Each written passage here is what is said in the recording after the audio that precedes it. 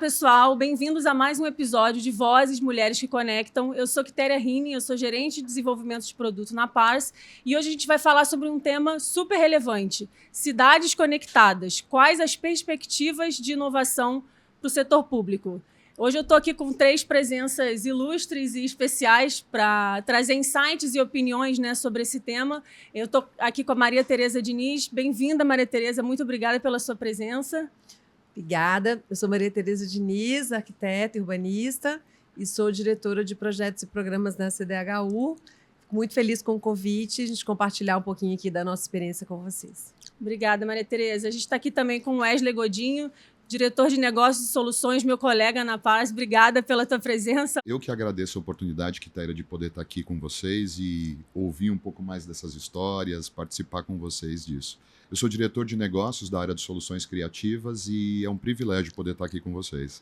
Obrigada, Wesley. A gente está aqui com a Amandinha, figura cativa de todos os nossos conteúdos. Obrigada, Amandinha, pela sua presença. Muito obrigada, Kit, pela oportunidade de estar aqui falando com vocês sobre esse tema tão importante, né, nesse projeto que eu particularmente sou apaixonada, né, que é o Vozes Mulheres que Conectam, e eu tenho certeza que vai ser um tempo muito enriquecedor. Legal, Mandinha. Obrigada mais uma vez pela sua presença. Acho que, para começar, seria interessante se cada um contasse um pouquinho, né, da sua história, da sua carreira, né? Quais são os principais desafios, qual é a área que atua hoje, né, diretamente. Acho que para contextualizar o pessoal que está nos vendo e nos ouvindo, né? Bom, eu me formei em arquitetura e urbanismo e fiz um mestrado em geografia, com um enfoque muito grande em gestão de águas.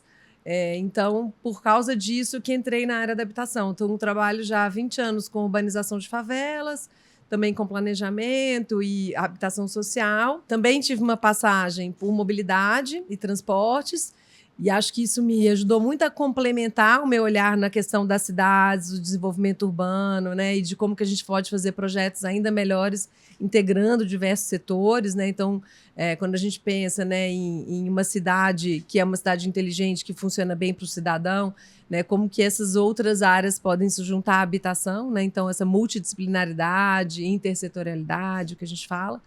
E então estamos lá desenvolvendo agora na CDHU em todo o estado. Então, uma atuação que para mim é ampliada, porque antes eu estava mais focada no município de São Paulo, com diversidade de contextos, né? Então, cidades muito pequenas, médias, grandes, né? Quais são as diferenças entre essas cidades? Então, tem sido para mim um desafio muito, muito interessante poder contribuir também e aprender também com essa experiência. Legal. Wesley, conta pra gente um pouco da sua carreira. Na verdade, apesar de a minha formação de origem em administração, mas eu nunca atuei como administrador de nada. Desde muito cedo eu enveredei por esse mundo de vendas, é um mundo que me cativou, e aí minha especialização foi em planejamento estratégico, MBA em Business Management, e o meu foco sempre foi voltado para a área de vendas. Eu já trabalho na Pars há mais de 10 anos e agora eu assumi o desafio de liderar essa unidade de negócios, que ela é muito focada em soluções criativas, seja no contexto de produtos de marketing digital, de documentação eletrônica, e o que está em voga hoje em dia, que a gente fala muito, que é de inteligência artificial. E acho que esse é o grande desafio que eu tenho daqui para os próximos meses que a gente tem aqui. Legal, Wesley. Até trazendo um pouco sobre o tema Mulheres que Conectam, né? Num dos episódios que a gente fez, a gente teve a presença da Amanda Almeida, diretora da Brasoftware, e ela trouxe o depoimento dela em relação ao teu papel, a importância do teu papel ao longo da carreira dela, né? Como você foi, a tua figura masculina foi importante até para fomentar com que ela deslanchasse a carreira dela e ter o papel que ela tem hoje, né? Queria que você contasse um pouquinho pra gente sobre as tuas lembranças, né, em relação à história que você ajudou a construir, né? Na verdade, para mim até é muito satisfatório, é muito emocionante de falar. Eu acredito muito numa liderança humanizada. Eu acho que a gente, no final do dia, são pessoas. E a forma que a gente consegue tocar essas pessoas e fazer com que elas possam trabalhar melhor, produzir mais, mas olhando para a própria vida, eu acho muito importante. Buscando na memória, eu conheci a Amanda, acho que uns seguramente há uns 25 anos atrás, 23 anos atrás. Eu trabalhava na Abrasoftware, era gerente de loja de shopping, e ela foi trabalhar com a gente.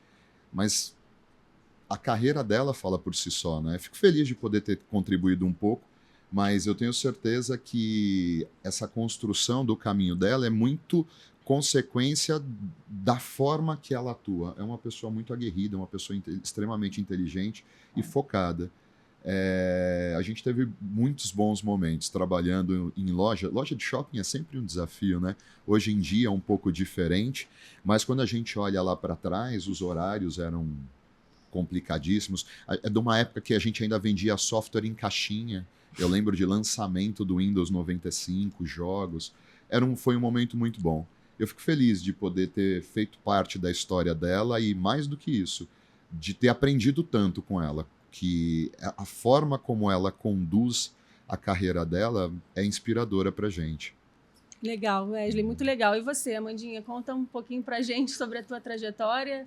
Tá certo. Bom, eu sou formada em marketing e comércio exterior, né? Tenho um MBA em inovação e liderança.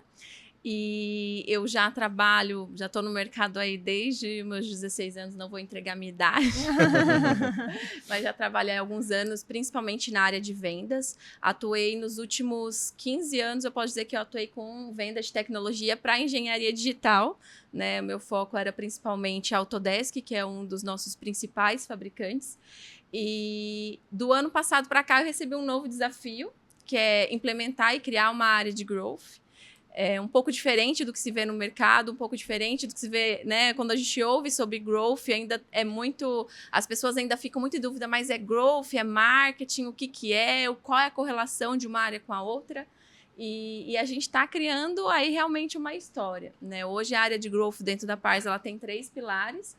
Um pilar é geração de demanda, o segundo pilar é de digital e automação e o terceiro pilar é de marketing efetivamente. Né? E nós temos ali de forma horizontal a inteligência de mercado atuando, né? Fomentando dados para todos esses pilares que abastecem todo o nosso ecossistema, tanto como Pars, como fabricante, como revenda, como cliente final. E para mim tem sido um desafio. Né? Eu brinco que esses dias, quando a gente estava fazendo outro Vozes, né? Voz da inovação, com foco em ESG, eu até fiz um post falando um pouco sobre isso. A Amanda lá atrás, quando começou com 16 anos, né, vendendo caldo de cana, depois sendo recepcionista de um consultório odontológico, e você vê a evolução, né, até onde eu cheguei e onde eu tenho certeza que vou chegar, e onde muitas mulheres já avançaram, né? A gente ouviu ontem bastante a Amanda, por exemplo, falando que começou como estagiária e chegou a ser a sócia da empresa, Sim. está como diretora. Então, você começa, essas histórias nos inspiram, né? E eu me animo muito quando eu vou falar para mulheres, quando trago conteúdo referente a isso e poder falar um pouco da minha história. Legal, Amanda. E falando de liderança feminina, com certeza você é uma referência, né, dentro da Pars, tudo que você vem construindo, né, está construindo, inclusive trazendo novas ideias, né, com a criação da área de growth para o nosso time. Então, né, agora como crachá Pars, obrigada, né, por toda a tua contribuição, né, como mulher, né, dentro da empresa. Então, vamos entrar agora, né, um pouco mais a fundo, né, dentro do nosso tema. Cidades inteligentes, né? A gente sabe que o conceito de cidades inteligentes traz uma abordagem inovadora para a gestão urbana, né? E diz muito respeito ao uso da tecnologia, da inteligência de dados, né? do uso dos dados. Queria entrar um pouco numa pergunta que é como que a tecnologia, a digitalização, né, na opinião de vocês, pode otimizar as políticas públicas, né? Dizendo respeito a impacto ambiental, gêmeos digitais, o uso da inteligência artificial, né, internet das coisas, enfim. Queria que vocês comentassem um pouquinho, né, em relação a isso, né, o uso da inteligência de dados, né, e quais impactos positivos e negativos, né, que eles podem trazer para a gente. A gente tem utilizado essas ferramentas, né, para ajudar a gente a melhorar o desempenho dos nossos projetos, né, e também dos nossos diagnósticos. Então, acho que isso é importante. Quando a gente fala de diversas escalas de atuação, então, quando você pensa no planejamento urbano, né, que você tem uma escala de análise que é uma escala mais à distância, né, então você vai entender naquela escala quais são os problemas das cidades, por exemplo, em relação a áreas de risco, ou áreas ambientalmente sensíveis, ou ações climáticas, esgoto, né? Como que essas camadas interagem entre si e como que a gente até prioriza no planejamento urbano onde que a gente vai atuar primeiro, quais vão ser as primeiras intervenções, né? Onde que é mais urgente, que é mais perigoso, inclusive, né? Então, acho que tem essa escala de diagnóstico, de análise para poder focar o planejamento da nossa intervenção. Quando você vai já para uma escala, por exemplo, de programa de necessidade, que você vai definir o escopo daquele projeto, né? Você tem uma escala mais aproximada de análise que ainda não é o lote, né, que é aquele pedaço de cidade, aquela região da cidade. Então, eu vou definir que nesse projeto eu vou misturar habitação com comércio, ou eu vou misturar com equipamento público, eu preciso de uma creche, eu preciso de um posto de saúde, né? Aqui eu vou conectar com as ciclovias que já existem, eu vou ampliar as ciclovias para ela conectar no meu terreno.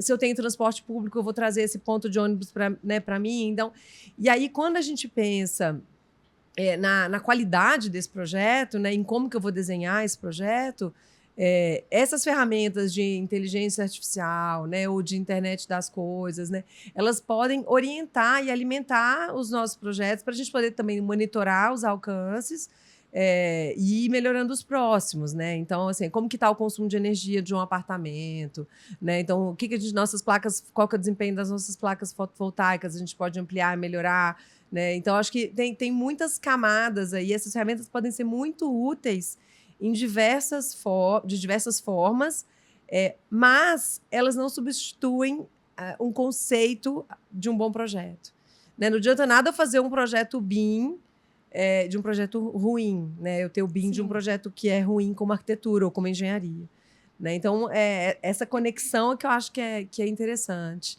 né? E para completar, assim, também entrar um pouquinho no tema mulheres, que eu acho que é importante também, né, que a gente está trazendo aqui, se a gente pensa, né, nas mulheres como uma população mais vulnerável dentro de uma cidade, no sentido de segurança urbana, ou no sentido dos tipos de viagem que elas fazem, que é diferente das viagens que os homens fazem normalmente, né? Então, as mulheres normalmente são mais responsáveis pelo cuidado, então, cuidado dos idosos da família, o cuidado das crianças da família, né? De levar e buscar da escola, né? Então, a questão da circulação das viagens que elas fazem, que são diferentes das viagens casa e trabalho ou casa e escola, e a segurança delas, né? Nessa circulação, de se deslocar na cidade, se a gente cuidar delas no projeto, a gente está cuidando de todo mundo, né? E não é só cuidar delas, mas, né, tendo essa prioridade desse olhar também para elas, a gente consegue fazer projetos melhores para todo mundo. Então, essa meio que é a preocupação que a gente também tem nos nossos projetos. Sim,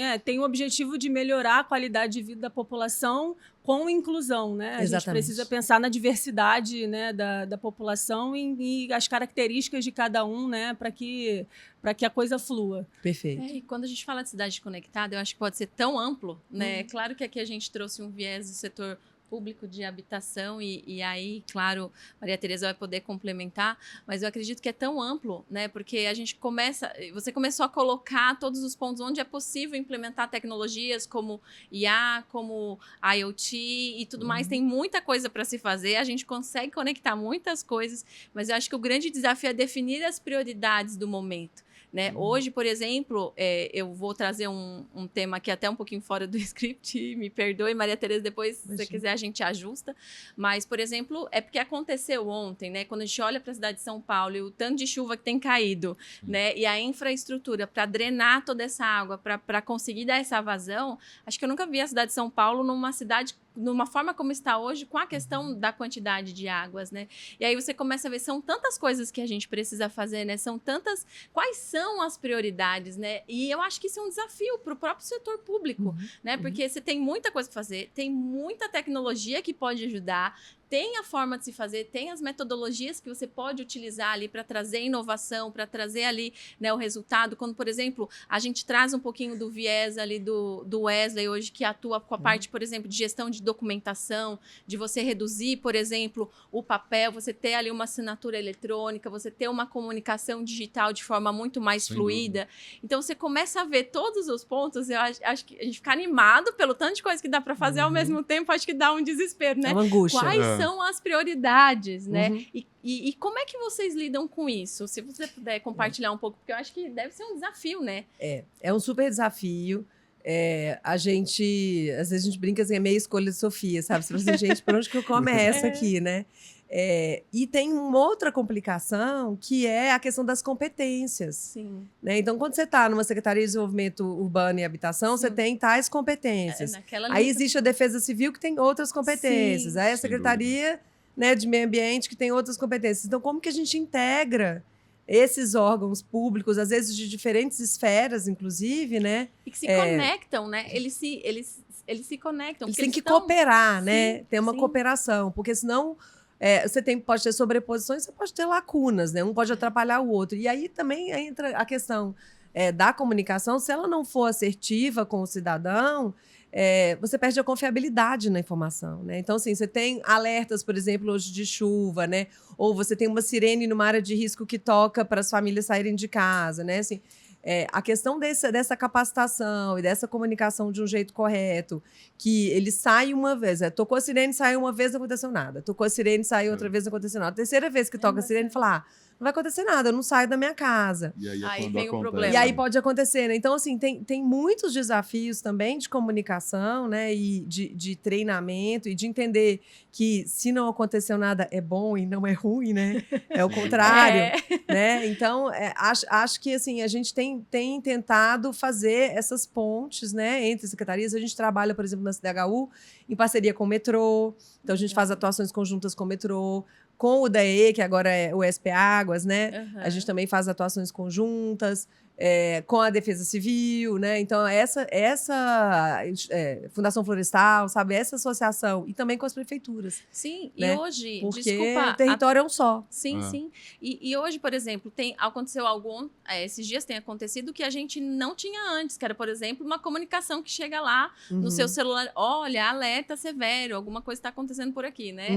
E isso não existia antes, então a gente já vê uma certa evolução. Sim. E quando você fala a respeito dessas parcerias com esses órgãos, é muito importante, porque a gente traz muito para a questão da inovação aberta, que se fala, né? A inovação aberta, que é a inovação com parceiros, é a inovação, eu vou inovar, mas eu vou inovar com os meus parceiros, com as conexões que eu tenho, e todo mundo indo para uma visão única, né? Muito e para a legal. população também, né? Fica muito Sim. confuso, né? Assim, você entender onde que você procura ajuda, né? Quem que é o responsável, né? É muito difícil, né? Então, realmente, eu acho que essas integrações, elas são muito importantes para poder conseguir ter mais eficiência, porque é tanta coisa para fazer, não tem recurso para tudo, o tempo é curto, né? Assim, em relação a tudo que você tem que fazer. Então, eu acho que quando você tem prioridades no plural, nem a dada é prioridade, né? Então, assim, a gente tem que ter 3, 4, né? Senão começa a ficar perdido. E a tecnologia vem para ajudar até nessas simulações, né? Prevenção e tudo mais. Mas o fator humano vai ser sempre preponderante, né? A gente sempre tem essa preocupação com as pessoas. Eu gosto muito, aí eu falo muito como cidadão, como curioso, que toda essa tecnologia vem para unir a gente, vem para trazer informação, mas para as pessoas, se você pegar uma pessoa que mora num lugar que não tem o básico ali de água e esgoto, isso não faz muito sentido. Então, por isso que os desafios são cada vez maiores, né? Essa integração com os outros órgãos, essa questão dessa fala única, dessa conversa com a população é muito importante. Ao mesmo tempo, você tem hoje uma disponibilização de dados, né, com transparência, né, dados georreferenciados, que é um volume absurdo, né, de dados. Se você souber usar, né, e souber aproveitar esses dados, inclusive o cidadão ou a academia, né, podendo fazer pesquisas, também contribuindo para o poder público, para a gestão pública, também tem muita coisa disponível que é interessante a gente usar. Quando a gente fez, na época que eu trabalhei na prefeitura, em 2008, a prefeitura lançou um sistema que chamava ABISP, né, que era um sistema de informações, e que ele tinha todas as informações, por exemplo, das favelas, loteamentos, aí você tinha todas as redes de infraestrutura, as áreas de risco geotécnico, vulnerabilidade social, índices de saúde também, que tem a ver com doenças de veiculação hídrica, né, e a gente atribuía um sistema de pesos. Né? Então, o próprio sistema, por trás dele, né, ele tinha um sistema de pesos que você decidia o que era mais importante. Por exemplo, esgoto ganhava peso 3, área de risco também ganhava peso 3, agora a iluminação pública ganhava um pouco menos, né, para você poder atribuir essa prioridade, e ver aonde que você atua primeiro, sabe? Pelos Porque senão impactos, fica uma decisão política Sem de dúvida. alguém ir lá e falar, eu quero que urbanize essa favela primeiro. E às vezes não é a favela mais importante Sim. para você começar. Sim. Então, acho que também essa questão de usar a tecnologia para o planejamento e para a priorização também é uma coisa muito importante. Fantástico. Um dos pontos que você colocou sobre dados, que eu acho que muito tem se falado sobre dados, né? Muito tem se falado sobre dados, sobre inovação, sobre ter um ambiente comum de dados, para você ter uma comunicação mais colaborativa, então todas as informações no único lugar. Porque hoje você tem o WhatsApp, você tem o caderno. Gente, eu ainda escrevo no caderno. Eu vendo Não, mas tecnologia e eu inovação, mas eu ainda Pra escrevo. tomar uma insubstituível. decisão, vai lá e consulta teu caderninho. É incrível, porque quando eu escrevo, eu memorizo muito mais fácil Mas- do que se eu digitar. Se eu digitar, eu não vou memorizar. Mas faz parte até do processo humano de memorização, de aquilo que você vai escrevendo e que você vai recompondo, a memória grava melhor. Dá A gente pra ainda você não ver. conseguiu transferir isso para a tecnologia. Nisso ainda a não tecnologia deu. ainda não ajuda. E trazendo esse ponto, né? A gente tem informação em todo lugar, né? Então tem informação no caderno, no celular, no e-mail, no programa de CRM, no programa de RP, no programa de desenvolvimento lá na plataforma de desenvolvimento do projeto. Enfim, são várias formas, né? E eu acho que um ponto que você falou que é muito importante, que é a estratégia de uso dos dados, né? Então, não adianta você ter um monte de gráfico, um monte de análise de forma desordenada, com várias informações perdidas, ou tanto não tendo uma estratégia para você atuar com ele, quanto também não sabendo para onde você vai. Às vezes você tem tanta coisa, tanta informação, tá, para onde eu vou? Peraí. Então, acho que cada vez mais utilizando de estratégia para a tomada de decisões com base em dados, com certeza a gente vai avançar e influenciar muito. Eu vejo, né, aqui até puxando o gancho do tema, que é a respeito das perspectivas em relação à inovação para o setor público, né, para o setor de habitação pública. Você acaba tomando, né? Eu acho que dados já é um fato, já está certo, a gente sabe que precisa, nós já temos, muitas vezes de forma desordenada, em vários níveis da sociedade, em vários tipos de empresa, e aí você tem os dados todos soltos. Acho que o desafio maior é você conectar. É um desafio que eu tenho passado hoje na minha área, né? Hoje, falando um pouquinho sobre a área de growth, a gente tem os dados de análise do mercado, os dados de análise da empresa, os dados de análise do cliente, As fontes os dados são do muito diversas, né? E Como que eu você cruzo conseguir tudo isso, conectar né? tudo isso num único lugar é um grande desafio. E com cuidado, né, ao fazer essas correlações, não fazer correlações que sejam, como a gente chama na academia, de espúrias, né, que sejam enganosas, Sem dúvida. que te levam a uma conclusão Tendenciosas, equivocada, né? Então ainda tem isso, né, assim, que a metodologia de sobreposição desses dados e de análise deles, de cruzamento deles, também não te leve a um caminho errado.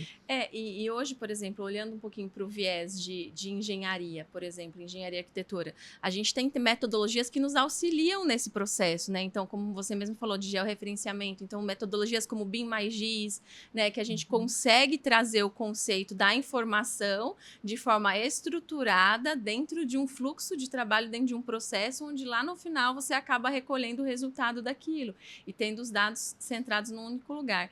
Mas e isso é um ponto que você falou também que é muito importante, né? Você ter a confiabilidade dos dados. Acho que esse é um grande desafio também. Mais do que ter os dados é saber o que fazer com eles, né? A gente saiu de um momento onde a gente não tinha dado nenhum para ter um volume muito grande de dados e cada vez mais essas ferramentas para análise desses dados têm nos apoiado. Aí a tecnologia tem que fazer seu papel, porque mais do que é a origem de onde isso está vindo, né? E como esses dados vão ser tratados, o que a gente vai conseguir fazer com eles, porque puramente dados a gente não chega em solução nenhuma, né? Exatamente. Legal, pessoal. E até puxando um gancho em relação a esse cruzamento de dados e os exemplos de boas práticas que a gente pode trazer de fora aqui para o Brasil, né? Como que os modelos das cidades inteligentes, Maria Tereza, na tua opinião, né? Como que a gente consegue adaptar a realidade do Brasil, né? Levando em consideração esse cruzamento de dados, né? Eu imagino que a nossa realidade seja muito diferente, por exemplo, da Europa, né? De outros lugares, né? Do mundo. Qual que é a tua opinião em relação a esses desafios de cruzamento desses dados, trazendo o exemplo de boas práticas, né? Que a gente pode replicar aqui, por exemplo?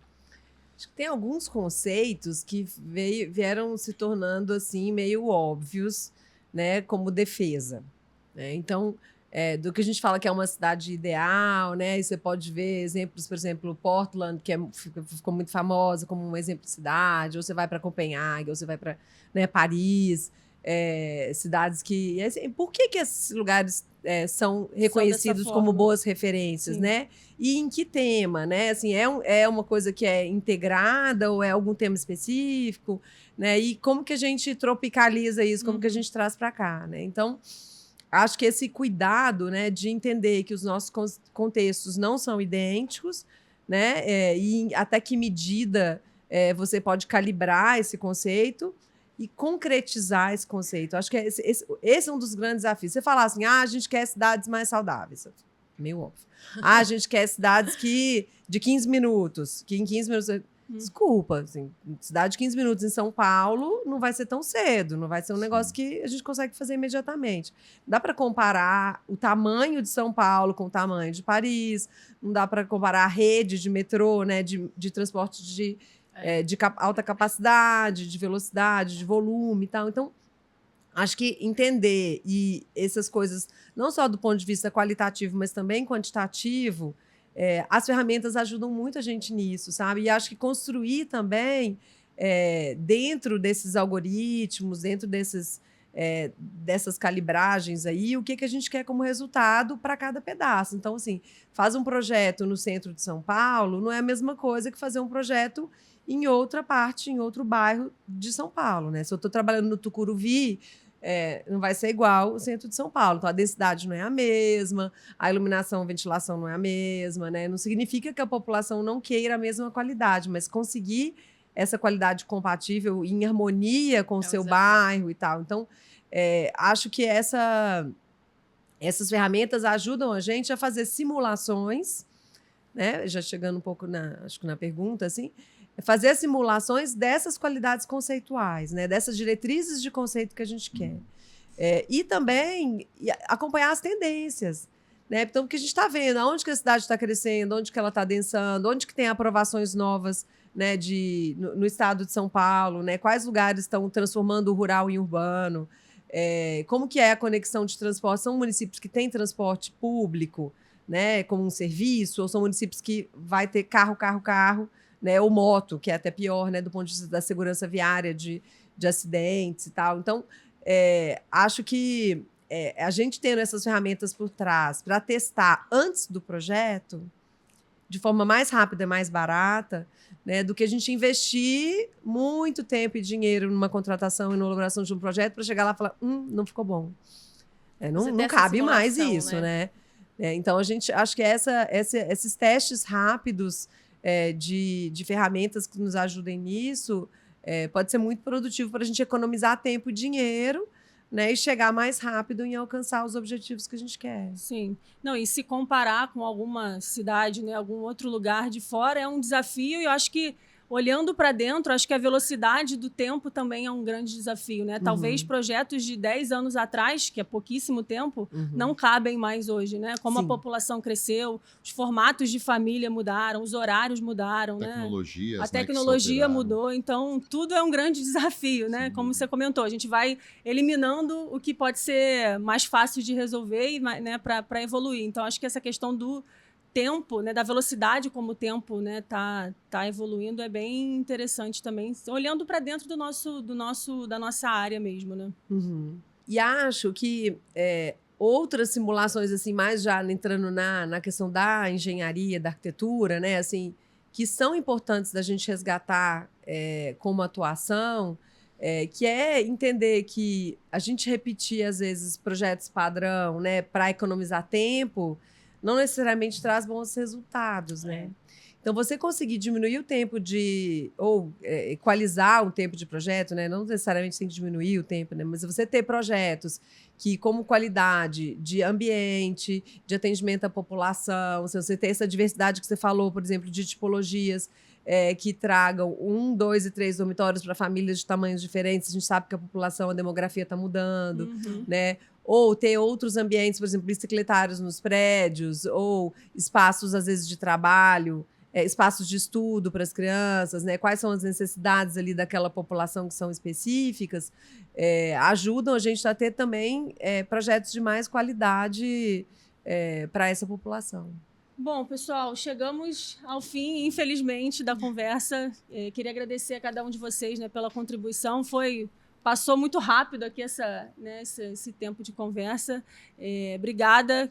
Eu queria que cada um até falasse, né, desse uma mensagem, né, voltando lá para o nosso tema original, né, para o nosso tema principal, que é trazer o papel das mulheres, né, em relação a todos os processos interessantes, né, levando em consideração qualquer tema que a gente venha trazer, né. Qual que é o conselho, a mensagem, né, cada um na sua área, que vocês podem trazer para a gente para contribuir, né, com homens e mulheres, né, que estão nos ouvindo agora? Acho que a questão das mulheres, né, assim, as mulheres têm uma abordagem que é diferente da abordagem dos homens, né, simplesmente porque a vivência não é a mesma. Sim. Né? Então, a gente ter oportunidade, mulheres, de participarem, de terem suas vozes ouvidas, né? E de ocuparem cargos de liderança, né? Acho que ajudam a contribuir para que a gente consiga associar ideias novas, ideias diferentes, né? E complementares ao que já vinha sendo desenvolvido. Então, a gente conseguir se colocar, né, nesse exercício de empatia, de vivência, se colocar no lugar das mulheres que são as usuárias, né? Principalmente as mulheres mais vulneráveis, no caso as mulheres negras, ajudam a gente a ter projetos melhores. Então, acho que é com esse contexto, né, que a gente vem buscando trabalhar para ter cidades melhores para todo mundo. Eu queria aproveitar e fazer um desafio aqui, Kitty. Ao invés do Wesley trazer aí ele vai trazer uma mensagem inspiracional, claro, para mulheres no mercado de trabalho, mas eu gostaria também que você falasse uma mensagem para os homens, porque eu sei que é um desafio dos homens em se posicionarem no mundo de hoje, né? Às vezes tem um diretor ou outro que vem falar comigo assim e toma um cuidado, né? Porque às vezes eles ficam realmente até receosos de como falar determinadas coisas, né? Sem dúvida. E eu gostaria que você trouxesse, né? Claro, para as mulheres também, mas também para os homens, né? No sentido de como se posicionar, porque é um novo tempo que nós temos vivido, a gente passou por uma transformação. Claro que a gente vê as mulheres aí, grandes mulheres em destaque, se desenvolvendo, crescendo, mas todo mundo está aprendendo, né? Eu falo assim, está todo mundo aprendendo. É muito sobre como a gente reage, né? E aí eu gostaria que você trouxesse, sim, uma mensagem inspiracional para as mulheres, mas também como homem, sabe? Eu gosto muito desse tema de liderança. Eu tive a oportunidade de ter líderes mulheres e ter líderes homens. O que eu gosto de pensar, e é uma forma de pensar, que liderança, no final das contas, é sobre pessoas. O que eu gosto muito nas lideranças que eu tive a oportunidade de trabalhar com mulheres é uma liderança muito mais humanizada. Por tudo que a mulher passa, né? E por toda a força que a mulher tem, isso faz com que, inclusive, a formação de novos líderes seja também mais humanizada. Mas a gente está num momento de desafio, onde o próprio líder, o homem tem que tomar certos cuidados com o que fala, as pessoas têm olhado as questões de uma forma um pouco mais, talvez, egoísta. O que eu gostaria de dizer, e de verdade eu acho que é o que importa, nós temos que nos preocupar com a qualidade daquilo que a gente está fazendo com o nosso time.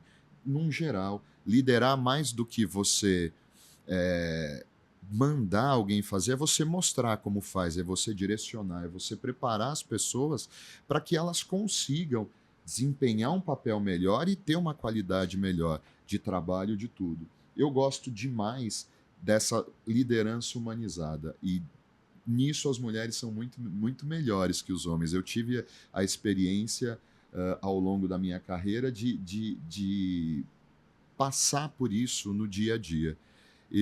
De verdade, eu gosto da ideia e quero ver cada vez mais mulheres liderando equipes.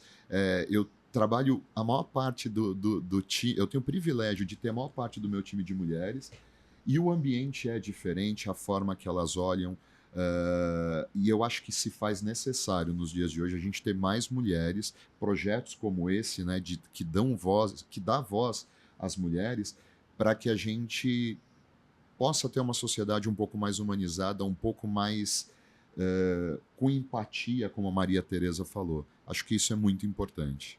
Muito bom. Legal. E até puxando um gancho sobre isso que você falou, Wesley, em relação a vozes, né? Eu fiquei refletindo aqui, vozes, né? Voltando para o tema mulheres, acho que um conselho, né? Uma mensagem, né? Que a gente pode deixar é ouça mais, né? A gente fala muito sobre voz, né? Se colocar e ter a liberdade de ter o seu espaço para falar, mas a gente precisa refletir sobre o ouvir também, né? E aí volta muito sobre o tema, sobre a reflexão em relação a ouvir as mulheres, né? Se eu puder dar um conselho, né, para a liderança masculina, abram seus ouvidos também, né, para entender o que um papel de liderança ou não feminina pode trazer para agregar, né, dentro daquele projeto que a gente está refletindo sobre.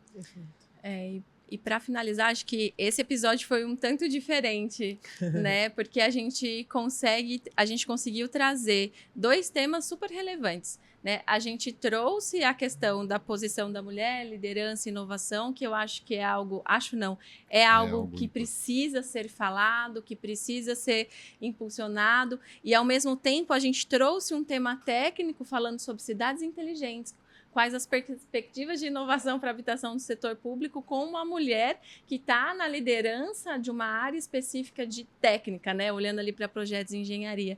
E eu acho que a gente consegue trazer essa riqueza dos 2 pontos, né? Porque é muito importante. A mulher no mercado de trabalho tem crescido, tem avançado e uma das coisas que eu falo bastante é muito sobre como você reage, né? É muito sobre como você reage aos desafios, ao comportamento de talvez possíveis preconceitos, de injustiças, né? Mas é como você reage, né? Você vai reagir como? Confrontando e criando um mal-estar, ou você vai dar o resultado e mostrar a sua importância, a sua relevância através dos seus resultados, das suas ações, do seu posicionamento, né? Legal, Amandinha. Bom, pessoal, mais uma vez, né? Obrigada. Quero agradecer também as pessoas que estão nos vendo, né? Nos ouvindo. Te convido também, a pessoal que está assistindo a gente, a continuar acompanhando, né, todos os nossos episódios. A gente aqui da Pares tem fomentado bastante conteúdo interessante para realmente trazer, né, temas relevantes aqui. Então, você que está nos ouvindo, continue nos acompanhando, fiquem conectados. E, mais uma vez, obrigada pela presença de todos e pela contribuição. Obrigada. Muito obrigado.